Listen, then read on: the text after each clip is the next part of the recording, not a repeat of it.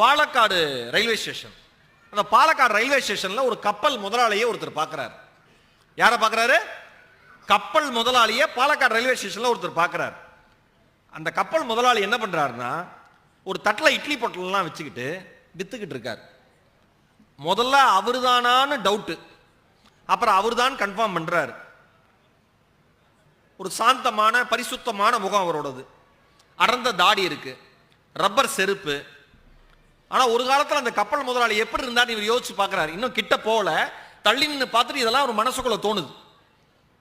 ஒரு காலத்தில் எப்படி இருப்பார் கப்பல் முதலாளி? அவர் சென்ட் போட்டுட்டு வந்தாலே கப்பல் முதலாளி வந்துட்டாருன்னு சொல்லுவாங்களாம். பர்மால போய் அவர் தொழில் பண்ணி நிறைய சம்பாதிச்சதுனால தான் அவர் கப்பல் முதலாளினே பேராம். அப்படிப்பட்ட மனுஷனா இப்படி ஆயிட்டாருன்னு சொல்லிட்டு அப்படியே யோசிச்சுக்கிட்டே இருக்காரு.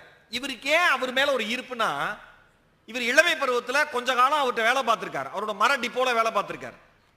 மரம்லாம் வரும், கணக்கு பண்ணணும், எண்ணணும், வேற வேற ஊருக்கு அமுச்சு வைக்கணும். இதான் அவரோட வேலை. சம்பளம் ஒன்றும் பெருசா கிடையாது. ஆனா 10 வருஷம் வேலை பார்த்திருக்காரு. 10 வருஷம் வேலை பார்த்தும் அவர் குடும்பம் வாங்கின கடனை அவரால் அடைக்க முடியல. அதனால ஒரு நாள் என்ன பண்றாரு, 6000 ரூபாயை அந்த கப்பல் முதலாளி கடையில இருந்து திருடிட்டு ஓடி போயிடுறாரு. ஆனா அந்த கப்பல் முதலாளி ஓடி போனதுக்காக போலீஸ்ட கம்ப்ளைண்ட் கொடுக்கல, மற்றவங்கிட்ட சொல்லல, எதுவுமே பண்ணல, அப்படியே விட்டுறாரு. இவர் வெளியில ஓடி போனவர் இந்தியா முழுக்க பயணம் செய்யறாரு. ஒவ்வொரு ஊர்லயும் 2 மாசம் 3 மாசம் இருக்காரு. ஒரு நிலையான தொழில் இல்லை. பாலக்காட்டுல ஒரு எக்ஸிபிஷன், பொருட்காட்சி நடக்குது. அதுல ராட்டனம் சுத்துறதுக்கான வேலைக்கு வந்திருக்காரு. முடிஞ்சிட்டு ஊருக்கு கிளம்புறாரு, வேற ஊருக்கு வேலைக்கு போறாரு. அப்பதான் இந்த கப்பல் முதலாளியே பாலக்காடு ரயில்வே ஸ்டேஷன்ல தட்டில் இட்லி விற்கிறதோட பார்க்கிறார். தயங்கி தயங்கி கிட்ட போறார். ஏன் தயங்கி தயங்கி கிட்ட போறாரு? அவரோட காசை இவர் பல வருஷம் முன்னாடி எடுத்துட்டு ஓடி போயிருக்காரு. ஆனா அவர் என்ன பண்ணிருக்காரு, இன்னா செய்தாரை ஒருத்தல் அவர் நான நன்னையும் செய்து விடல். கம்ப்ளைண்ட் கொடுக்கல, அவங்க அப்பா அம்மாவை போய் தேடல, அவன் குடும்பத்தை அடிக்கல, ஒண்ணுமே பண்ணல. கிட்ட போய் தயங்கி தயங்கி, முதலாளி எனக்கு தெரியுதா அப்படின்னு கேட்டிருக்காரு. விட்டு பார்த்துட்டு, ஏ அப்பா எத்தனை வருஷம் ஆச்சு உன்னை பார்த்து, நல்லா இருக்கியாடா அப்படின்னு இருக்காரு. நீ யோசிச்சு பாருங்க, நீங்கள் துரோகம் செய்த ஒருவர் சில வருடங்கள் கழித்து அவர்களை நீங்கள் சந்திக்கிற வாய்ப்பு கிடைக்கிற பொழுது, நீங்கள் செய்த துரோகத்தினுடைய குற்ற உணர்ச்சி உங்களை வருத்துகிற பொழுது, அவர் அருகே சென்று நீங்கள் பேசுகிற பொழுது, எந்த குற்ற உணர்ச்சியும் இல்லாமல் அந்த மனிதன் நல்லா இருக்கியான்னு கேட்கிற வார்த்தையில உங்கள் ஈகோ சுக்கு நூறா உடஞ்சு போகிற தருணம் அந்த தருணம். நல்லா இருக்கியாடா, எத்தனை நாளா சொன்ன பார்த்து, நல்லா இருக்கேன் அப்படின்னு அப்படி சொல்றாரு. அவர் புரிஞ்சுக்கிட்டார். ஒரு சலனமற்ற பார்வை. என்னடா பார்க்குற, வீடு வாசல் எல்லாம் போயிருச்சு, இப்போ ஒன்ன மாதிரியே நானும் கடன்காரன் ஆயிட்டேன். ஊர் பக்கமே போக முடியாது, நம்பினவங்கெல்லாம் மோசம் பண்ணிட்டாங்க. அதுல எழுதுறாரு எஸ்ரா அவர்கள், ஒரு மனுஷனை ஏமாத்துறதுக்கு இத்தனை பேர் ஒன்று சேருவாங்கன்னு எனக்கு தெரியாம போச்சு. ஒரு மாதிரி கண் கலங்கிருச்சு. ஏன்னா என் வாழ்க்கையில் இப்பதான் நடந்துச்சு. கூட்டா சேர்ந்து என்ன ஏமாத்துறாங்க. ஒரு மனுஷனை ஏமாத்துறதுக்கு இவ்வளவு பேர் ஒன்று சேருவாங்கன்னு எனக்கு தெரியாம போச்சு. ஓடுற தண்ணியை அள்ளிட்டு போற மாதிரி யார் யாரோ கொண்டு போயிட்டாங்க. என் பொண்ணும் நோவுல கிடக்கா, வேதனைப்பட்டு செத்து போயிட்டா, கடனுக்கு பயந்து இங்க வந்துட்டேன், உசுறு பொழைக்கணும்லடா. ஆனா ஒண்ணுடா, யார்டி கை நீட்டி 10 காசு இது வரைக்கும் நான் வாங்கினதில்லை.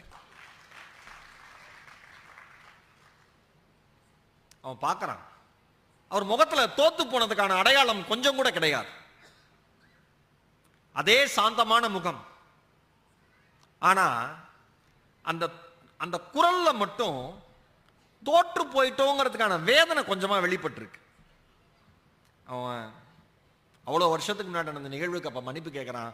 மன்னிச்சிருங்க முதலாளி, உங்க காசை தூக்கிட்டு நான் ஓடி போயிட்டேன்.